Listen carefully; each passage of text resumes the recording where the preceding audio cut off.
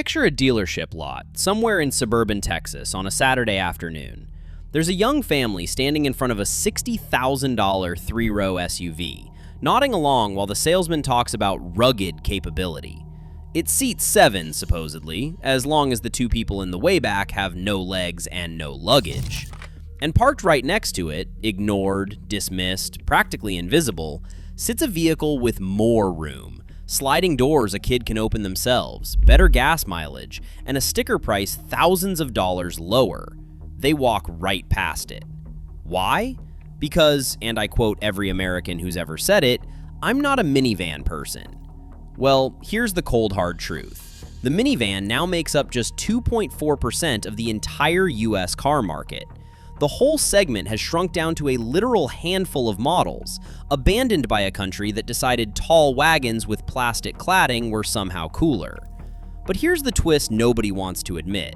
The people who actually run the numbers, the ones who measure cargo and gas money instead of image, are quietly buying these things and laughing all the way home.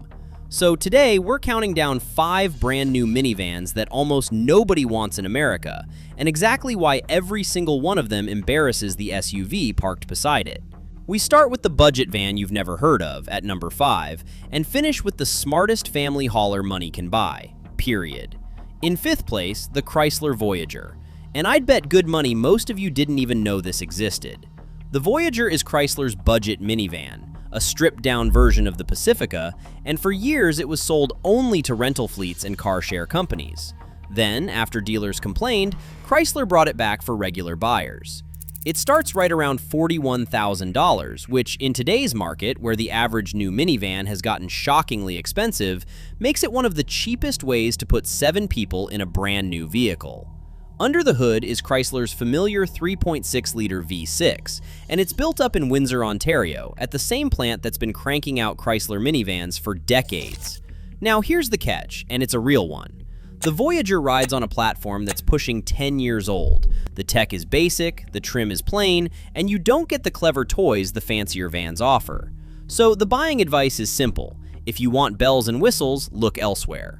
But if you just need honest, no-nonsense space, and you'd rather spend your money on the family inside than the badge outside, the Voyager is the bargain hiding in plain sight, the one nobody's talking about because nobody even remembers it's there. Number 4, the Honda Odyssey.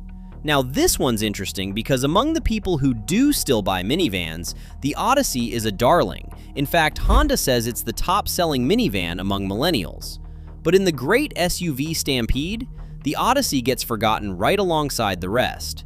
Pricing runs from about $42,800 up to roughly $51,700, and every single one is powered by a 3.5-liter V6, making 280 horsepower, which, fun fact, makes the Odyssey the quickest minivan off the line that you can buy. The real party piece is inside. Honda's Magic Slide second-row seats, which you can shuffle side to side and rearrange to reach a fussy toddler in the 3rd row without doing yoga in a parking lot. But here's where it stumbles. There is no hybrid Odyssey. Not yet. The gas V6 returns just 22 miles per gallon combined, and it's front-wheel drive only. So if you live where it snows, there's no all-wheel drive option to save you. The fix? If fuel economy is your priority, a Honda hybrid version is rumored for the next model year, so you might wait, or pick one of the thriftier rivals coming up. But if you want the smoothest, punchiest drive in the segment and the best second-row flexibility on the market, the Odyssey still throws a serious punch, even if America keeps forgetting it's in the ring. In 3rd place, the Chrysler Pacifica.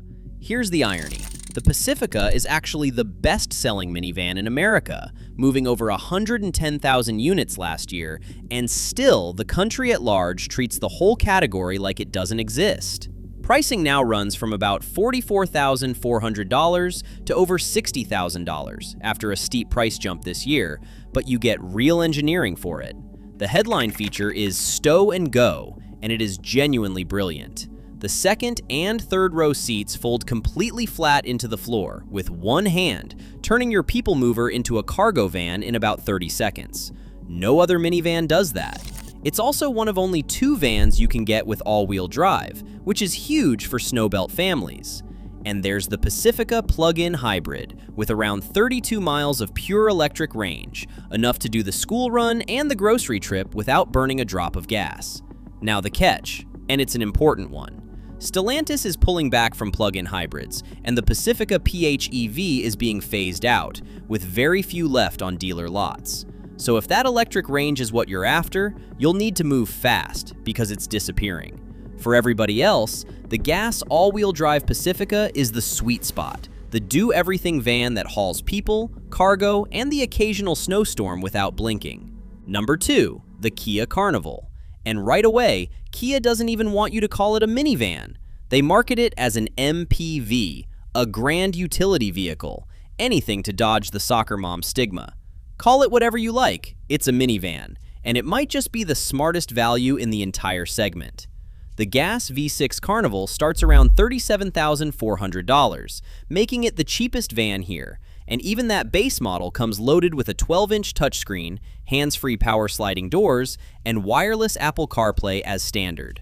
There's now a hybrid version too, returning well over 30 miles per gallon, and it hauls more than anything else in the class, roughly 145 cubic feet of cargo with the seats down, more than some pickup trucks. But the real knockout is the warranty. Kia covers the powertrain for 10 years or 100,000 miles, which is double what Toyota, Honda, and Chrysler give you.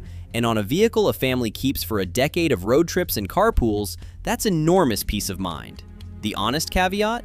The Carnival is the new kid, so it doesn't have the decades-long reliability track record of the Japanese vans, and that gas V6 is thirsty at around 22 miles per gallon. The play here is clear. Get the hybrid. It plugs that fuel economy gap, keeps the killer warranty, and undercuts almost everything. Everyone's still walking past it because, it's a Kia. Their loss is your bargain. And finally, in first place, the minivan that wins on pure, cold logic, the Toyota Sienna. Consumer Reports literally called it one of the most sensible vehicles ever to hit the planet, and once you see the numbers, you'll understand why. The Sienna is hybrid only. There's no gas-guzzling version, just a 2.5-liter four-cylinder hybrid that returns an astonishing 36 miles per gallon combined. Let that sink in. A vehicle that seats up to 8 people, swallows a Costco haul, and sips fuel like a compact car.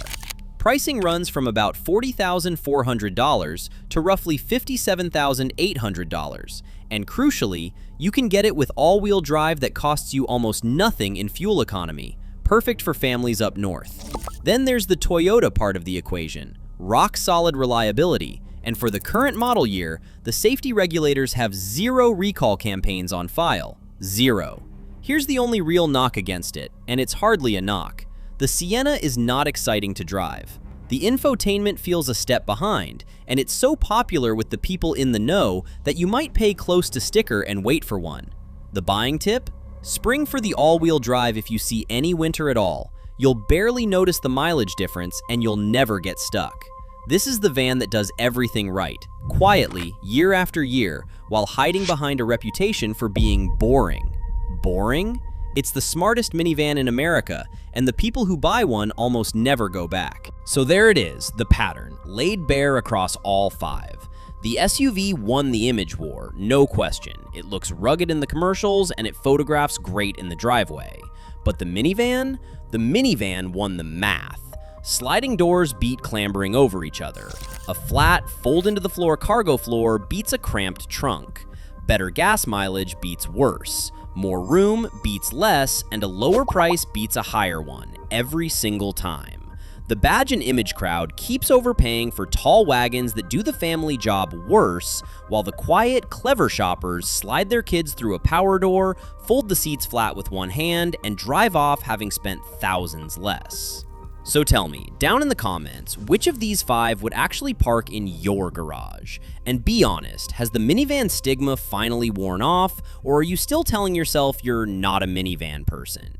If this saved you from overpaying for an SUV that does less, do me a favor, hit that like button and subscribe for more straight-talking car advice that follows the numbers, not the hype.